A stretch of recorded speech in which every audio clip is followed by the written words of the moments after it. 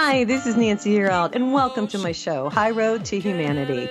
In every episode, I tell you powerful true stories filled with great wisdom that you can use in your own life as you strive for a higher road to travel. My featured guests will have their own unique stories to tell that enlighten your mind and your soul. So kick back, relax, and learn the secret to success when you take the high road. First touch, strong connection, it lays deep in your soul. Hi, this is Nancy Yearout, and welcome to High Road to Humanity, everybody. And today actually is March the 23rd, 2023. We are now in the age of Aquarius, and it makes me think of that song, where the fifth dimension sang, "This is the dawning." Well, we're here. Today's the first day, you guys, and welcome both of you. You guys, I have Lynda Vega here, and Gary Jordan, he's a PhD, and welcome to High Road to Humanity.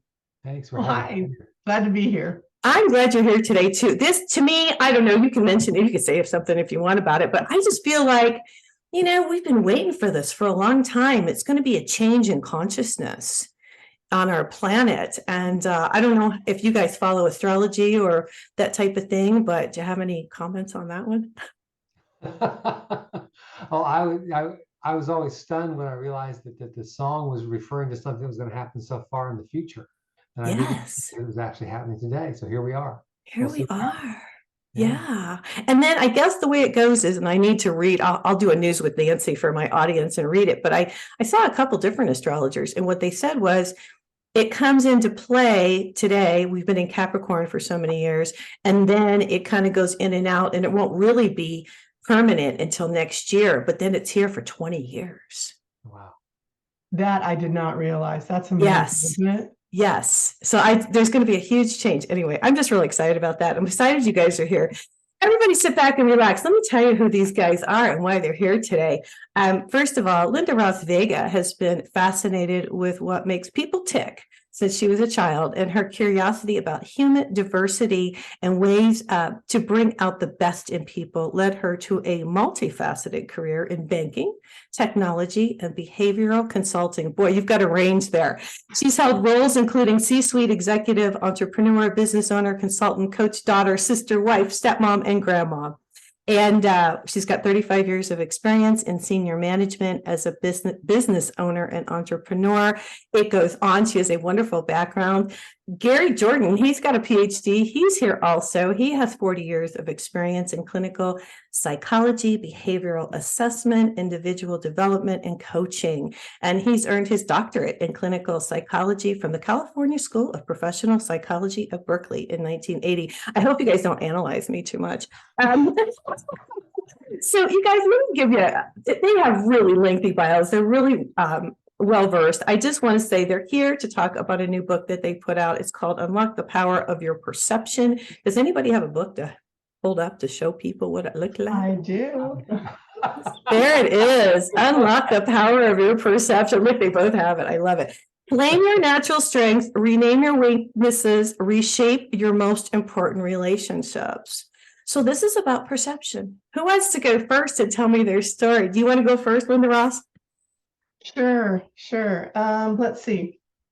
I guess that everybody has a little bit of a background story. So I would say mine started pretty early on. My mom was a homemaker. My dad was a Navy pilot. Oh, well. So by the time we were in the third grade, I'd lived in 4 cities that I remember and attended 3 grade schools that I remember. So I was always pretty fascinated about meeting new people, and I always thought it was a big adventure. And that kind of came to a big halt just before my 11th birthday. My dad died unexpectedly. I read that. I'm so sorry. Oh, thank you. Yeah, it's one of those things where it shapes you. But I think the thing that I came out with is life is too short and there are no guarantees. Wow. And that thought came through a couple of other times in my life. Excuse me. And it made me fundamentally positive. I know it sounds odd, but about living the day to the best that you possibly can. Interesting. But also to try and surround yourself with people that you like and care about and you can really connect with, and to do things that you actually enjoy doing. So my career started out in technology. I was sort of one of those people who specialized in rescuing technology projects that had kind of gone off kilter. I met Gary in 1983 because I hired him to come and help me with a huge project that I was having all sorts of problems with. And he was doing business coaching, and he helped me sort of realign people on the management team to do more of what they really do well. And so we hit it off then, and actually started working together a couple of years later, and here we are. So Gary, your turn. That's fantastic. Yeah. And you grew up in a family kind of like mine, where you just didn't like your family so much, did you? Or you didn't get along with them, or is that right? You talking about me? Yes. Oh yeah, yes. I described my parents. They were Same thing too. I'm the black sheep. I figured I was adopted for a long time. I couldn't figure out, I think, how I ended up in the family I ended up in. Right. I can parents relate. were wonderful people. They were both OBGYN doctors. Oh my gosh. They were very serious, very studious folks. And I couldn't figure out why I ended up as a teenager, very angry. I was a very angry, rebellious teenager. And that kind of was the entree to I met a man who began to help me understand that. And from there, that's led me into psychology. And so my whole focus as a therapist and a psychologist and all that I've done has been, what is it? So often people get sent down paths and journeys that aren't who reflect fundamentally who they are. And that's what happened to me. And that's why I was so angry. And the theory that we use, came out of my dissertation about there's different styles, which is the perceptual style theory, that create personality and the way we create meaning. And if you are working from that style, doesn't mean that you're happy all the time, but at least you're in concert. You're in the flow. You're in the flow. Yeah. You're in alignment with who you fundamentally are. And so, that's what I've been about most of my professional career. And when I met Lynda Ross and we got into the corporation, it's like, wow, we can actually say these people are not suited for what they're doing. Let's move them over to a position where they are, and let's find some people who actually are suited for what this position you have here. So it all kind of wrapped together and wove itself in, and we just continue to move forward. I've continued to move forward with Lynda Ross and to explore that even further, and that's what the book's all about. Yeah, thus came the book. So how long did you guys, so you guys started doing this work. You figured out that you needed to use a little bit of psychology here when you put these people in the proper positions, because we're all not the same. They try to bunch us all together, and you talk about that a little bit in the book. So you figured this out, then you put them in the positions, and then what happened when you put them in these new positions? Well, I think, it sounds like a Cinderella story, but we were actually able to bring the project across the finish line on time and on budget from the recast, not what had happened to it before. Because the truth is, when people are doing things that they're naturally gifted at, or they have a natural talent for, they enjoy it more. Right. And because they enjoy it more, it makes it easier for them to make realistic estimates, to meet the estimates, so it's the ripple effect of doing what you like to do is amazing, especially in environments like that. So right. Gary, I want to go back and ask you a question. You said that you were led on a path. What did your family want you to do? Be an OBGYN? No, they wanted me to be a doctor. They wanted that's what I figured. Follow in the footsteps. I was the youngest of three. My brother is a physician, so that kind of took the pressure off of me. Oh, I knew it had to be an advanced degree. It just was, what? And when I chose PhD, they were, "Sir, you sure you don't want to be a psychiatrist?" I was like, "No, I'll be a psychologist." Oh my goodness. Yeah, they were both children of the Depression. My parents too. Yeah. Isn't that funny? Yeah. So, life was, my father, I always describe my father in loving terms, that he could put a wet blanket on any exciting situation because everything was always very, very serious. Yeah. And my fundamental nature is I'm, my perceptual style is I'm got a lot of energy. I've got a lot of interests. I like to be funny. I like to cut up. And that was just squelched. So that's what I mean by, I didn't really fit in really well with my family growing up. No, I'm with you completely. And I agree with what both of you are saying, that, when you do what you love, That's what we should all do. We should not take a job. I'll just say this. We should not take a job. This is why I'm doing this. I was a real estate broker for many, many years. Yeah. Yeah. And I'll be the guinea pig today. But it got to a point where I loved it in the beginning because I was really good at it and the money and it was all cool. But now I'm spiritual. So now I don't like that. I mean, it's not that I don't like the money. That's not it. It's the attitude, the drive. I have different motivations. And so you change. And this is what I love. And, and when you do what you love, it shows and you can tell, by the people, right? Exactly. And the thing that makes it so fascinating is it sounds so simple, right? Right. But it's so difficult for so many of us because we get all sorts of negative feedback growing up and in school. I mean, or even when you're working, no employee evaluation says, wow, you did such a great job at this, do more. It usually says, great at this, and we'd like you to improve the following 27 things. That's true.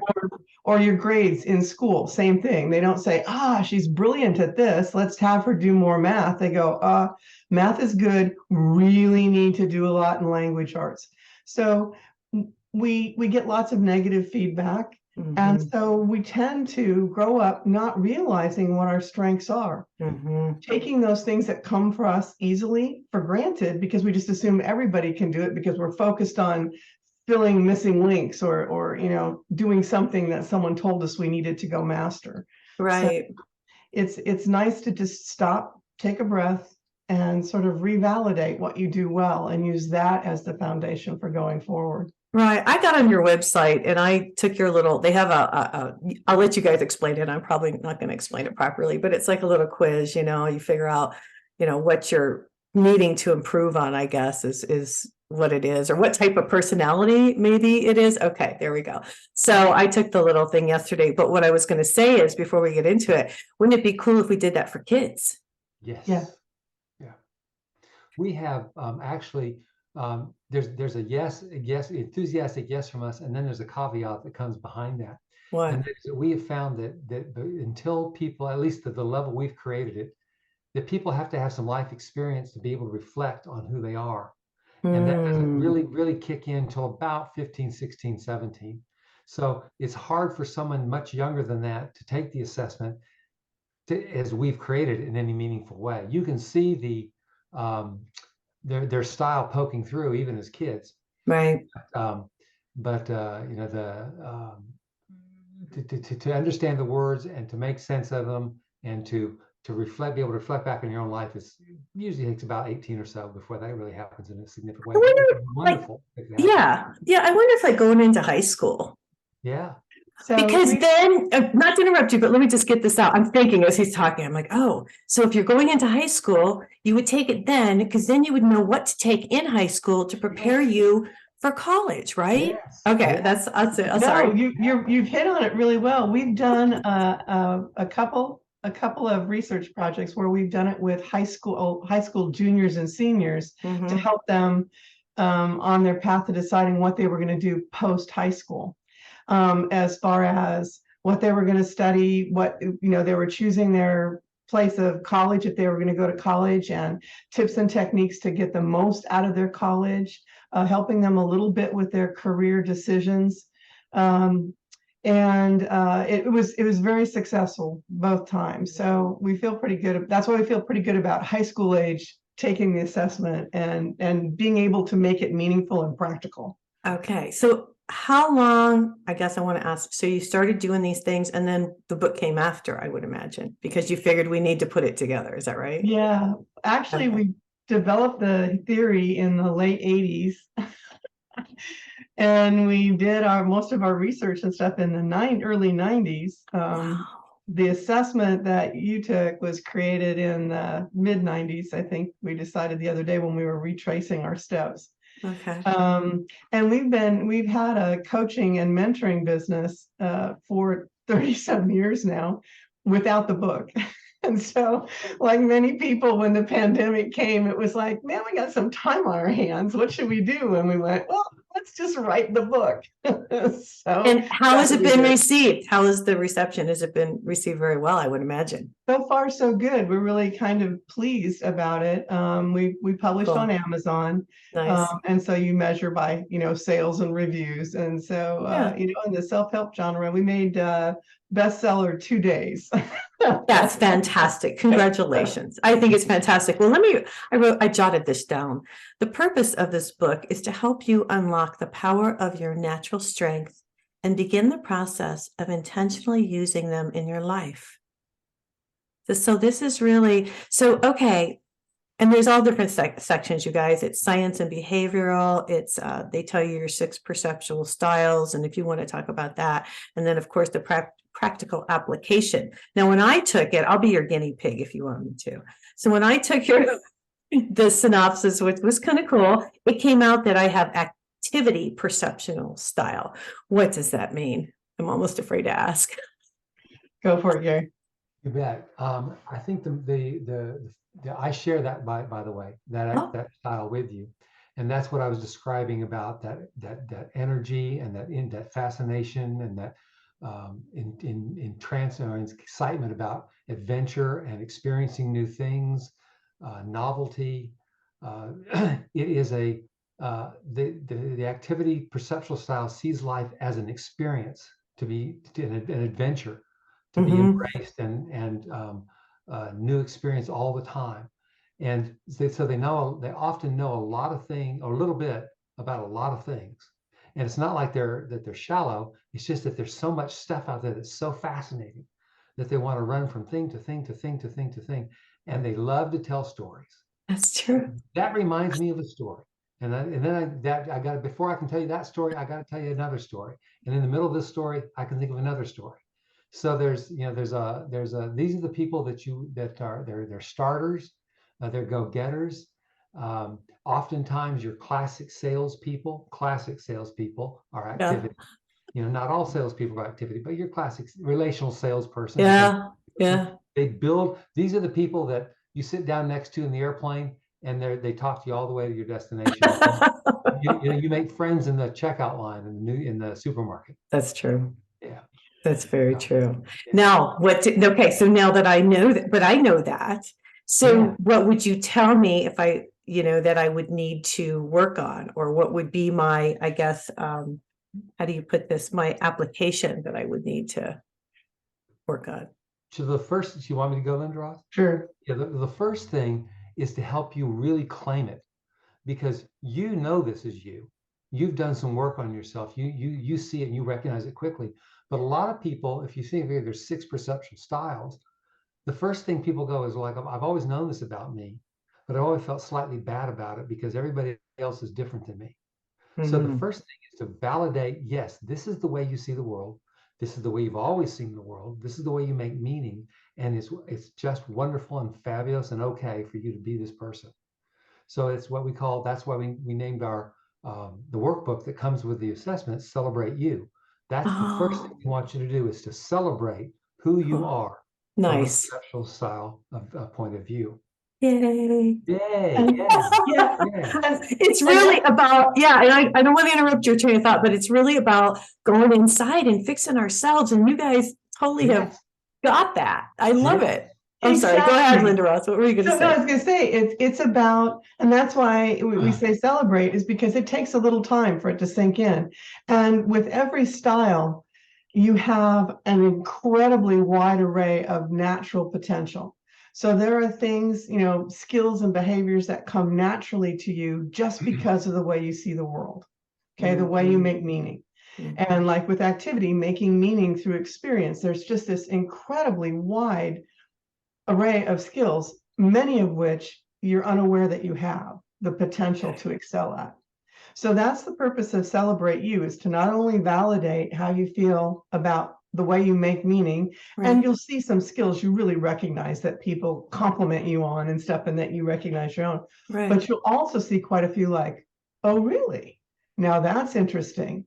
Well, and so then we have a little process for you to be able to capitalize on those, to use those more often and more intentionally, and sort of build on your strength platform to expand your strengths. And is that what you sent me? Is that what you emailed me? Yes, that's the second one I sent you. God Yes. bless you. Thank you. I'm so grateful. That is really cool because I was really interested to hear, and I did it quick, I'm like, I don't know. I kind of waver. You guys, what is it? How many questions do you ask? Maybe 30? Oh, yeah, probably on this. So there's two assessments. There's the one that you took is on the website, and Right. it's a free assessment, Mhm. and it is a subset of the full perceptual style assessment. Oh, So okay. it's pretty accurate, but it's not the full thing. It's not So the full thing has like 250 words in it, right? Oh my That gosh. you're deciding whether those words, how much they describe you, right? And Mhm. that's one that really hones down. And so the longer assessment has more measures, and so it's got a real high degree of accuracy and reliability. Whereas the free one has got better than average, like other assessments you've got out in the popular world, but it's not quite as pinpointed as the full one. All right. So if you've got somebody in the audience today and they're, just not sure what they want to do, what would you suggest? I mean, how would you guide them to go onto the website and take it? And the website is, again, what's the The website is www.yourtalentadvantage.com. yourtalentadvantage.com. Okay. So what do they do if they want to check this out? Go in If they there. want to check it out, I'd highly recommend they take the free assessment and get an idea. There's a little report. I think it's about 12 pages. I'm not sure. I think that's about right. About 12 pages of information that says, does this sound like you? Right. Mhm. And if it does, then you can pursue it. Get the book if you want to read it, or I mean, the full assessment is only $6. Yeah. So it's worth it. To just go ahead and take it and get celebrated. Okay. I'm glad you said that. I'm totally And then- glad you said that. Okay. The Celebrate You, this is what we're saying with the action guide. This is what it looks like. And I so, like that. I think that's fantastic. The action guide. Now talk about that. What's in that? well, so it talks about the perceptual experience. So there's a unique one for each style, Okay. written in the voice of that style. Okay. And so it talks about the general experience of being that perceptual style. And then it breaks out skills and strengths in categories of things like adaptability, how you respond to change, collaboration, how you do teamwork and deal with others, communication, which is a huge one, and we'll talk about that a little bit more. Okay. Conflict, how you deal with opposition and disagreement, leadership, learning, persuasion, self-motivation, social interaction, time orientation. I mean, there's a lot of stuff in here. Wow. Well, what are the six, I guess, what do you The call six them? styles? The styles, you call them styles? Yeah, six Perceptual styles. styles. Okay. So what are the six perceptual styles? Can we go through those? Do you want to take 3 and he takes 3 or something like that? Sure. Yeah. I'll do the first 3. So we do them in alphabetical order. That way we never forget. No. We've just trained so many workshops. We had to find a thing so we always knew where we were. I love it. The first is activity. We've talked about activity a little bit. So activity folks make meaning of the world around them through experience.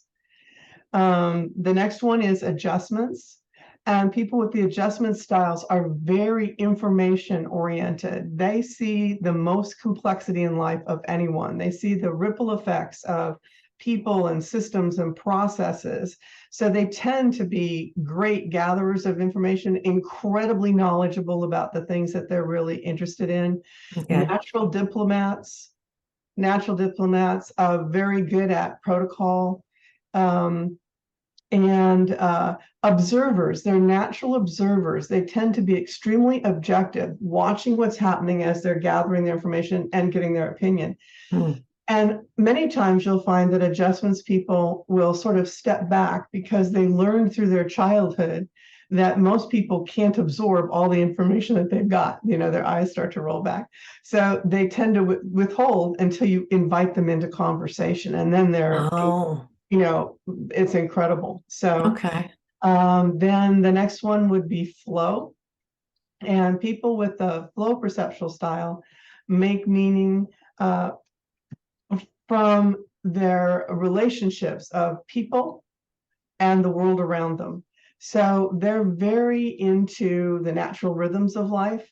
They are the glue that form communities. They hold groups together. They help groups create their own unique identity. They gather people in and help them belong and feel good. They see the ripple effects of change on people. They're amazingly good at that, and tend to be fierce protectors of the natural world, because they see how people and ecosystems and animals and the weather and industry and everything all supports and relies on each other. You know, Lynda Ross, as you're talking about this, I'm wondering if a person can be more than one. One of our favorite questions. Gary, you want to do that one? Well, because I'm listening and I'm like, well, I'm kind of like that too. But what are the next three, Gary? What are the next three? Lynn, do you want me to respond to your question about? Sure, go ahead. We have held early on, we came to and held a hard line that no, you can't be more than one. You are one perceptual style. You're born with it. It's innate. It's your birthright, and it doesn't change over your life, but it matures. As you mature and it matures, you begin to see and appreciate what you're bringing and what other people bring as well. Now, we're going through them in alphabetical order, and I'm glad to take the last three here just a second, but they have a theoretical orientation to each other. Okay. Meaning that they make a circle of 6, and each perceptual style has two neighbors, one on each side of it. So activity has flow on one side and vision on the other. Okay. And they will share things with each other, seemingly share things with each other. So when you begin to hear, you perked up around listening about flow, because your activity, you're hearing stuff about the flow style. You go, I'm kind of like that too. Yeah. And you are, but not the way flow is. Got it. I don't know if that makes any sense. You share. No, it does. It does. They share some of the things until you really press down and look at how are you seeing the world and how are you using that word, and then you discover, oh, we're meaning different things by that. Okay. Yeah. Each style also has an opposite. It's 180 degrees across the thing, and so we get the opposites attract, and then those same opposites repel. The very thing that brought them together drives them apart. Because I need the circle so I can see it. It's the circle of life. You got it. She's got it there. She'll get it for you. Yeah, I love it. Well, that makes a whole lot of sense, because as you started to speak and talk about this, as Lynda Ross started to talk about it, I'm like, wait a minute. I'm like really into nature, and I'm really into the, but I love that you said that. Okay. So what are the next three? The next three that come is, the first one is goals.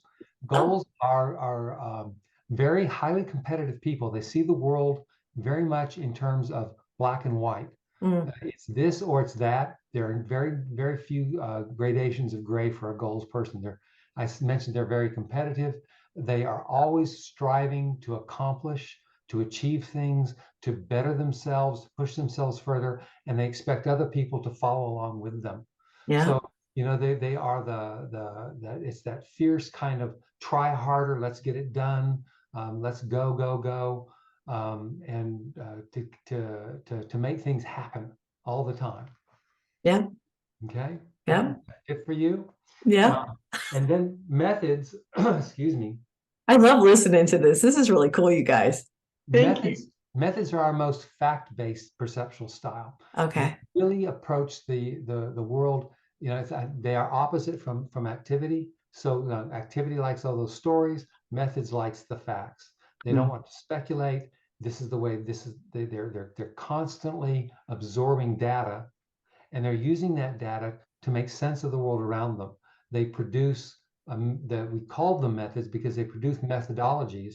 Methodical. A to B to C that produces D, and I want to be able to do that every single time. A to B to C to D, and I don't want it to come out E. I want it to come out D, and so that they are practical. They are rational. Some of the words we use often. The things rationally. People often say, well, they don't have a whole lot of emotions. They have lots of emotions. They just don't see the function. What does that got to do with the facts? Right. So, like engineers. It sounds like an engineer. Yeah. That would be a classic example. Yeah.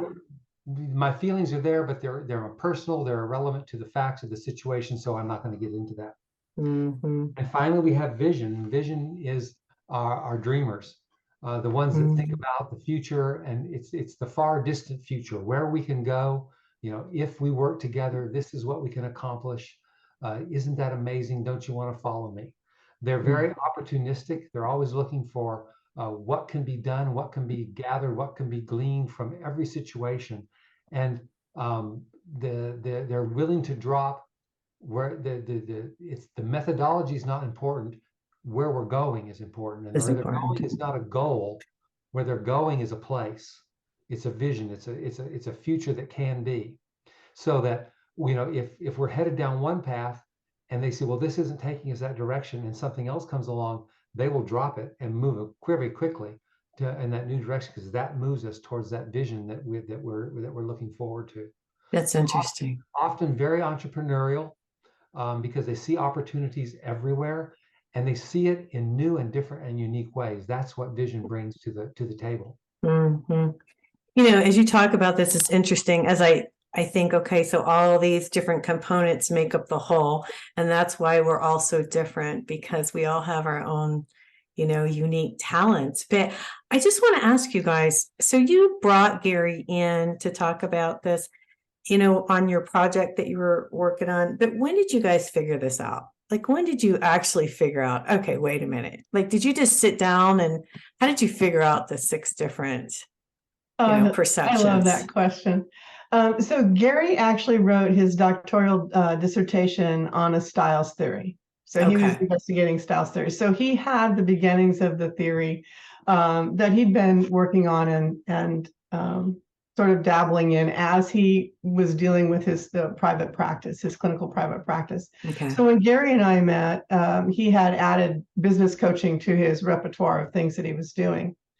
And we would use the language of what he was researching with the styles theory then in talking about stuff. And I was a styles theory nerd. You know, I'd used a bunch of different things out that were available because I was always trying to match people with what they did well. Yeah. I was convinced that fundamental truth, that was a fundamental truth with a small t, that people doing what they do well do better and are more effective and efficient. So we started having fun with it and looking at practical applications and delving into it more and developing more content around it, doing a little research. It was great because I was an exec in a tech company. So we literally had, you know, several thousand people that we could say, hey, anybody want to participate in this workshop and take this class, you know, and try it. So, and they did. And so that's how we went through the process of perfecting it. Okay. Or you want to augment? Oh, I was going to say a lot of it came from our observation. You know, my observation of people in my practice and around me, and Lynda Ross's observation of people that she worked with, and we talked about this. You know, there seems to be a natural breakdown here. Seems to be a natural breakdown here. Let's see. You know, we had the inventory to separate them. Let's see how that pans out. Do they match up with what we expect them to? So it was kind of like a living laboratory. We were taking what we had conceived and experienced ourselves and seeing if it had application. And that was and it was all voluntary, but that was what was very exciting about to see. To say, okay, you're exactly where you need to be, or you don't like what you do, and we suspect this is the reason why. And so that was very helpful as well, getting all that practical research in. Yeah, as you speak, I think the universe really had your back on this one, you know, because you had all those people that were just there to test this out on, and it helped them and it helped you, because then they knew at the end of whatever your workshop or the process that they went through, what really was their path. You kind of helped them, guided them a little bit more on their path. Exactly. And as we started out, we really thought the process was cognitive. So it was how we learned to think. And the more we did the research and the practice and the build, we had an aha moment, like in the early 90s, when we realized it was actually perception. And so that helped all the pieces fall into place really, really well.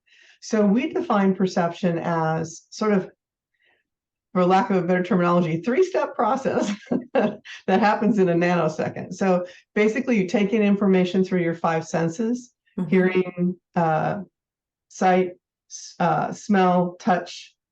What did I forget? Taste. Thank you, man. Your brain applies your perceptual style. So it's basically, you take in the information, your brain goes, based on your perceptual style, this is what's meaningful. But then there's a third component that is critical, and that's life experience. Your brain actually says, has this been true for me before? Or is this brand new info? Or what is it? So it's that unique combination of what your senses take in, the meaning that you make using your perceptual style, and the validation of your life experience that makes us take the actions that we take. So life experience is extremely important. And that's why you and Gary are both activity perceptual style, and you'll be able to see things and finish each other's sentences in a lot of places. But then you'll come to a point where your life experience says we need to go left, and his life experience says we need to go right. And that is what we consider an unresolvable conflict. Not that it has to be an argument or something, but the fact is it's based on life experience, and you can't give your life experience to someone else to have them experience it. Does that make sense? Well, yeah, that's what makes us So that's what makes us all unique. Yeah. It's the unique flavor we bring. So it's not just a style with some limitation. It's the style and your life experience that is how you express yourself in the world. Right. Now, have you had a lot of companies, I would imagine, or are you in the process now of working with different companies to help them or to guide them to put the employees in the proper positions? Are you doing that now, or what are you guys doing? Yes, so we have done quite a bit with corporate America. Right now, we've been doing a lot of focus on individual development, but we use it in corporate America for team workshops, communication workshops, because understanding your own strengths is where it all starts. But then the real gold is understanding the strengths of the other styles and understanding how to best work together. And it's true. You can't really, what is it they say? You can't love someone until you love yourself truly. That's right. That's true. You can't understand someone else and the value they bring if you aren't confident in your own value. True.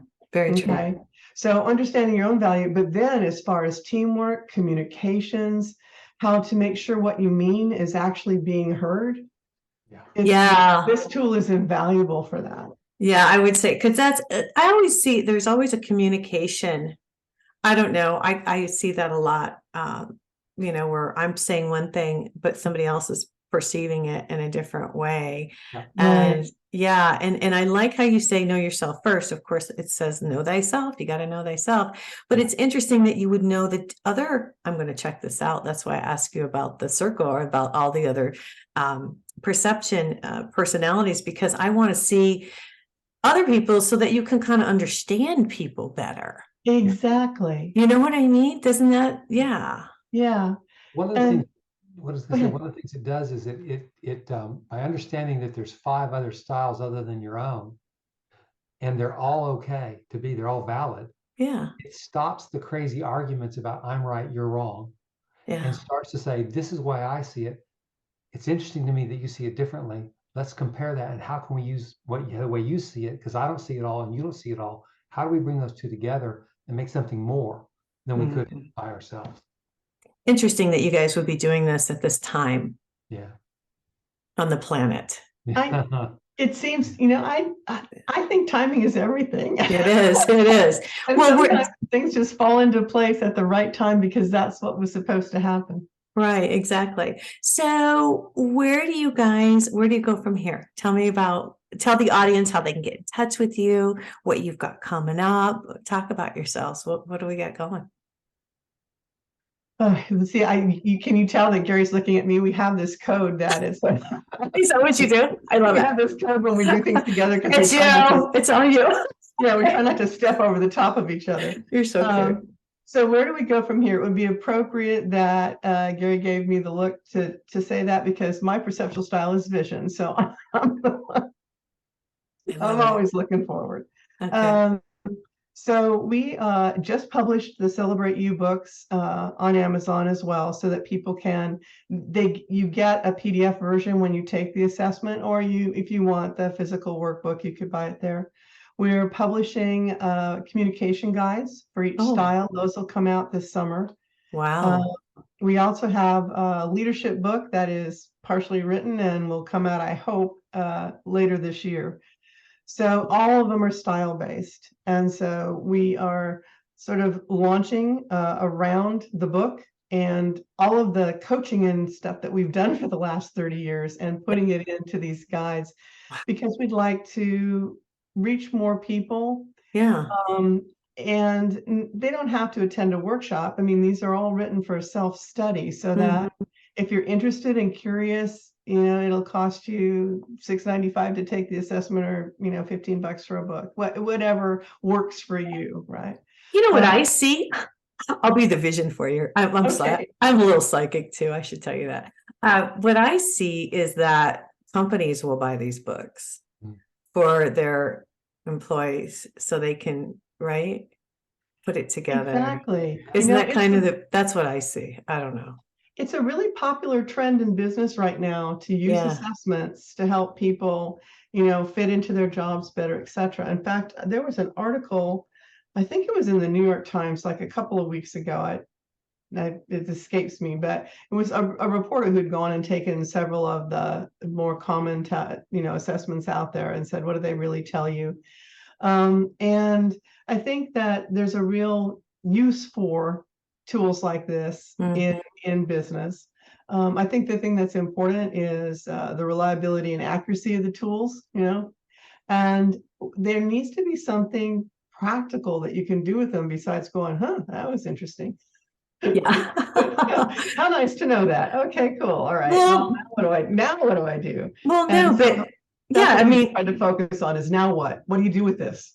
Well, that's what I was saying, and I didn't mean to interrupt you. It's just that I see that, a small company with maybe 30 employees, this is perfect, or even a large company, it doesn't matter either way. I mean, if you're not in a position where you can have people come in and do this for you, you can buy the books and you can have somebody, do this, or you could do it yourself. I mean, it's that, and I will say this, I mean, look how much research you guys have done. And it's been tested and it's been proven. I mean, in what better way for a company to put the people in the right positions to increase their revenue? Yes, we think so too. So thanks. But well, yeah, we also do it. We also use it. If you visit the website, there are just a lot of practical uses, but we do.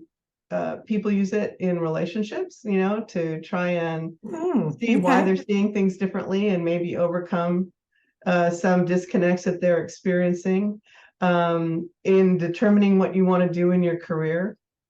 Because one of the things that's really important, and it's the tagline on the book, is claiming your natural strengths, is that we all have two kinds of strengths: natural, because they're aligned with the way we make meaning in the world, so they're aligned with our perceptual style, and acquired. These are the things that aren't natural for us, but we acquire them because life happens. You needed to, nobody else could. Your parents or teachers told you really should, whatever. You can get really good at acquired skills. So this isn't a quality statement, but acquired skills take more work and more focus. And so if you base your career around acquired skills, you are going to pay a price. You're going to be tired and frustrated and worn out, etc. So people use it. We use it, the assessment for careers, to help them. Like, you don't have to change careers. I mean, if you're really interested in engineering, that's great. But how do you use your natural skills to be the kind of engineer you want to be, as opposed to trying to mimic somebody else's skill set all day long? So it works really well in careers too. So we need it in the high schools and we need it in all the businesses. That's pretty much it. I love it. Well, I like it because it gives kids direction, because usually when you're in high school, you have no idea what you want to do. Exactly. I can remember back in the day thinking I had no idea what I was going to do. I will say this, I did want to do radio. I wanted to go to broadcasting school, and my parents said no. Yeah. So I Oh my didn't go. gosh. So I didn't go, but here I am. Yeah. So see it I go. love it. So comes through. you've made it to that spot. though. Isn't That's that funny? cool. Isn't that Yes. funny? Because I think we all have that, you know, as you talk, I think we all have that little spark inside of us. We kind of know what we love. And when you love what you do, it Yes. shows. I mean, Yes. it just does, Yes. you know, and people, I don't know, I think you're more successful, to be honest with you. And like you said, it's more easy and you're more in the flow and you're not like pushing against the current. Yes. One of the things that I describe to people in a shorthand sort of way is, how do you know if this is a natural skill or an acquired skill? And you know it's a natural skill because you get in the flow and you enjoy it, and the doing itself is pleasurable and satisfying. Mhm. With an acquired skill, you may get really good at it, but what you get the satisfaction from is finishing it. I'm done. I don't have to do it anymore. I've accomplished this. So it's getting through it rather than being in it. That's how I got about real estate. Yeah. I think Yeah. you can change. And I want to say that because as I've gotten older, you know, and I can only speak for myself, but I mean, I'm sure you've run across this where you've had somebody like myself who was in real estate for years, but really wanted to do broadcasting and radio and write and do those kind of things. And it's just like you said, you know, you do this because you have to make money Yes. and you're good at it and you love it, but then it gets to a point where it's a chore and you don't Yes. want to do it anymore. Exactly. One of the That's things interesting. when That's we talk interesting. about, I talk about golden handcuffs, because the golden handcuffs are exactly what you just described. You know, you're making money and doing something that's based on acquired skills, but you're not having fun. And you know, there's different ways to deal with that. One of the ways is to accept that you're not going to find meaning from what you're doing. You're going to earn a living and then go find what you do get meaning from. And as you do that stuff that you gain natural meaning from, it begins to grow and take on a life of its own. Yeah. Pretty soon you don't have to make the decision, I'm going to leave this. It just happens. Yeah. And it's a scary thing too, because I just Oh. did this. I just quit being a realtor and I moved and I'm not licensed anymore. And it's like, this is it, you know, this is what I'm going to do. But it's taken that leap of faith and knowing that, because a lot of people do that. As you're talking, I'm thinking there are so many people that have a hobby and they go to work every day and they hate their job and then they come home and do the hobby, but the hobby never turns into the work, which it could. And that's what you're trying to correct. You bet. Right. Yeah. I By love the way, this. the statistic on the percentage of people that not dislike but hate their job has stayed around 80% for the last 20 years. 80% of people hate their work, hate their job, hate what they do. It's a stunning statistic. It's the truth. And you know, as you say this, and I'm going to repeat it, when you do what you love, and you guys have said it too, the money comes. Yes. It It does. really does. It's really having faith in knowing, now we're into a whole different thing, but it's having faith in that, you know, that dream and that vision and that type of thing. So I just would like to see everybody do what they loved and our world would actually be a whole different place. It would. We agree with you. I mean, It could you would. imagine? And you know, just feeling good about what you do naturally. Well, you know, when we teach strengths, we all have blind spots. We all have, you know, things we could improve. But we don't approach it that way. We approach strengths first, because honestly, if you start chasing things that you're missing, that's a lifelong pursuit that we guarantee you're never going to catch it. So happiness isn't a place. It's it's basically a decision every day based on knowing what you do well. And the more focus you put on what you do well, doesn't mean you don't improve other things, but the perspective about what you need to work on or should work on changes dramatically, because it's now not something standing alone. It's something next to you with all your strengths. And you can go, oh, you know what? I don't really need to do that because Gary does it really well.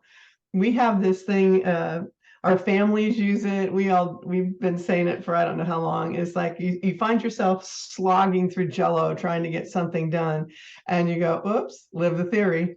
Who here knows how to do this and likes doing it? Okay, I see what you're saying. And then, yeah, It's like, I don't have to do it all. I can understand, you know, and so, well, we all have things we can improve on. It's getting the perspective about what we should be focused on for that. you know, it's really funny. I get on TikTok because I do angel readings on TikTok. Oh, cool. And I saw Oprah last night. It just applies to this. It's so weird. And somebody was interviewing her, and they said, what has been the commonality of all the successful people that you've ever interviewed? And she said they knew what they wanted. They had a direction. They had that focus. They knew what the end game was. They weren't wishy-washy. They were like beelined. And that's really what you're saying here today. Isn't that funny? I would see that. Yes. Mhm.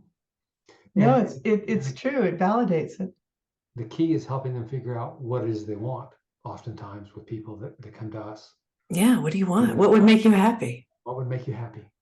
Yeah. Interesting. Interesting. Well, we got to get out of here, you guys. We've been out here for a while. Who wants to give all the information? Sell yourself. Well, if you want to know more, you can go to Amazon.com and buy the book. It's Oh, called it is. Unlock the Power of Your Perception. It's available in ebook and paperback and hardback. Awesome. Awesome. And if you want to know, in the book, you will learn a little bit about all 6 styles, and you'll also talks about neighbors and opposites, etc. Okay. So if you want to know what your style is, we recommend you take the Perceptual Style Assessment, which is $6.95, but you can always take the free assessment too. And the website again is www.yourtalentadvantage.com. okay, yourtalentadvantage.com. Okay. Right. All right. Fantastic. I love it. I'm writing this down so I can put it on the thing. And we have a mailing list and blog and all that stuff if you're interested in following I us. love it. Do you have, okay, can people, do you have an email if people want to ask you anything, or do you do Sure. that? Okay. And how do people contact you? Okay, so for Gary, it's gjordan@vegacompanies.com. Okay. And for me, it's lrvega@vegacompanies.com. And then we're both on Instagram and LinkedIn and Facebook, so you can find us in any of those places We too. can find you. It's been a pleasure. You guys are awesome. Thank Well, you. thank you. We really enjoyed it. And thanks for a lovely, lovely conversation. Oh, you're welcome. I'm just excited about this, you guys. What, Gary? I said, yes, indeed. Okay. Thank you. Enjoyed it very much. Thank you. The book is Unlock the Power of Your Perception, Claim Your Natural Strength, Rename Your Weaknesses, Reshape Your Most Important Relationship. It's really cool, you guys. All right, we're going to get out of here for today. This is Nancy. You're out. This is High Road to Humanity. Everybody have a terrific week, and God bless.